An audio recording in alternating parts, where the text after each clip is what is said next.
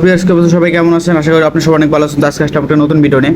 আজকে ভিডিওটা মূলত আপনারা যারা ফোন ইউজ করেন, ওল্ড ফোন বা দেখা যাচ্ছে যে অনেক পুরাতন মডেলের বা ওইভাবে আপডেট না, তো আপডেট ফোনগুলোতে মোটামুটি সবগুলোতে আপনার ওই দেখা যাচ্ছে যে কিছু ফাইল, কিছু ফোল্ডার, কিছু ফটো, ভিডিও এগুলো হাইড করার কিছু অপশান থাকে। বাট কিছু কিছু ফোন আছে যেগুলো কিন্তু এই অপশানগুলো নাই। তো যাদের এই অপশানগুলো নাই বা যাদের আছে সবাই কিন্তু এটা ইউজ করতে পারবেন। মানে এটা এমন একটা ট্রিক, আপনি যে কোনো একটা ফটো, যে কোনো একটা ভিডিও আপনি একবার হাইড করতে পারবেন, আপনার কেউ কখনো খুঁজে পাবে না। মানে এটা এক ধরনের ট্রিক্স, ঠিক আছে? তো এই ট্রিক্সটা আমি দেখাবো, আশা করি প্রত্যেকটা ফোন হবে, 100% গ্যারান্টি প্রত্যেকটা ফোনে এই কাজ করবে। এটা অবশ্যই কাজ করবে 100%। তো কী করবেন, মানে কীভাবে করবেন সেটা আমি দেখাচ্ছি। তো প্রথমে আমি চলে যাচ্ছি ফাইল ম্যানেজারে। আপনার প্রত্যেকটা ফোনে ফাইল ম্যানেজার আশা করি আসে।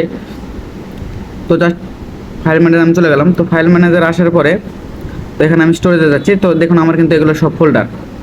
তো আমি যে ফোল্ডার থেকে যেই ফটো আর ভিডিও আমি হাইড করে রাখবো সেটাই আমি ওপেন করতেছি। তো প্রথমত আমি এই যে বিলাস নামে যে ফোল্ডারটা আছে, ফোল্ডারে যাচ্ছি। তো এখানে আসার পরে দেখুন সবার উপরে একটা ফোল্ডার আছে, ডিডিডি দিয়ে নাম দিচ্ছি আমি। তো এখানে দেখুন আমার কিন্তু দুইটা ফাইল আছে, একটা হচ্ছে আপনার ফটো আর একটা হচ্ছে ভিডিও MP4। দেখেন আমি যদি আপনার ওপেন করে দেখাই তাহলে একটু দেখেন, এটা কিন্তু ভিডিও, ঠিক আছে? আমি ভিডমাটাতে ওপেন করলাম। দেখো বন্ধুরা, আমার কিন্তু এটা ভিডিও ওপেন আছে। তো আমি আর ভিডিও বেশিক্ষণ চালাচ্ছি না।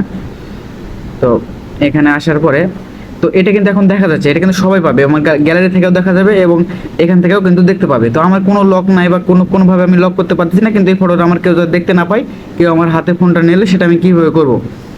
তো তার প্রথমে আমাদের এই ফটোটা এইভাবে প্রেস করে ধরে রাখতে হবে। ধরে রাখার পর সিলেক্ট করার পরে এই যে নিচে যে 3 ডট মেনু আছে, এই 3 ডট মেনুতে ক্লিক করতে হবে।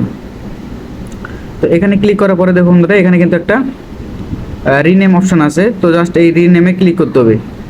এই রিনেমে ক্লিক করার পরে এখান থেকে নামটা কিন্তু চেঞ্জ করা যায়।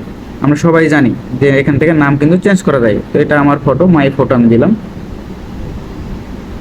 আচ্ছা, মাই ফটো। আচ্ছা, নাম কেউ যদি চেঞ্জ না করতে চায় কোনো সমস্যা নাই, নাম যেভাবে আছে ওইভাবে রেখে দিতে পারে। কিন্তু এই যে ডট, এই নামের পরে ডট জেপিজি, এটা হচ্ছে ফাইল এক্সটেনশন। তো ফাইল এক্সটেনশন যখন জেপিজি, পিএনজি এগুলো থাকে, জেপিজি, তখন কিন্তু ওটা কিন্তু ফটো আকারে দেখা যায়। তো এই এক্সটেনশনটা কী করবো, আমি চেঞ্জ করে দেবো। এখান থেকে জাস্ট একটা 1 লাগাই দিলাম। তাহলে কী হলো, আমার এই এক্সটেনশনটা কিন্তু চেঞ্জ হয়ে গেলো। এই এক্সটেনশন চেঞ্জ হওয়ার কারণে কী হবে, এই ফটোটা কিন্তু আর এটা ওপেন হবে না, তখন অন্য একটা ফাইল হয়ে যাবে। আমি যদি ওকে এখন ক্লিক করি, এখান থেকে আমাকে পারমিশন যাচ্ছে, তো আমি অবশ্যই এটা ওকে করে দেবো। অনেক সময় ওকে চাইতে পারে বা অ্যালাউ চাইতে পারে, তো যেটা চাবে ওকে বা অ্যালাউ করে দেবেন। তো আমি ওকে করে দিচ্ছি। এই ফটোটা দেখা যাচ্ছে না, এটা কিন্তু ফাইল এক্সটেনশন চেঞ্জ হয়ে গেছে। তো একইভাবে যদি আমি ভিডিওটার এক্সটেনশন চেঞ্জ করতে চাই, সেক্ষেত্রে আমি কী করবো, এখানে মানে প্রেস করে ধরে রাখবো। তারপর এখান থেকে রিনেম অপশন থেকে এই যে MP4 আছে, এখানে আমি 1 লাগাই দিলাম।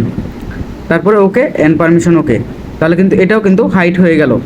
তো এভাবে কিন্তু আমরা খুব সহজেই একটা ফাইল ফোল্ডারের ভিতর থেকে কিন্তু একটা মানে ফটো বা ভিডিও এইভাবে কিন্তু আমরা হাইড করতে পারি। এটা কিন্তু আর গ্যালারি থেকে ওইভাবে দেখা যাবে না। তো আজকে ভিডিওটা এই পর্যন্তই। ভিডিওটা যদি ভালো লাগে তো অবশ্যই একটি লাইক করে দিও, আর চ্যানেল নতুন হলে চ্যানেলটা সাবস্ক্রাইব করে দিও। যদি তোমার মনে হয় যে না ভিডিওটা হেল্পফুল হয়েছে তাহলে সাবস্ক্রাইব করো। ধন্যবাদ।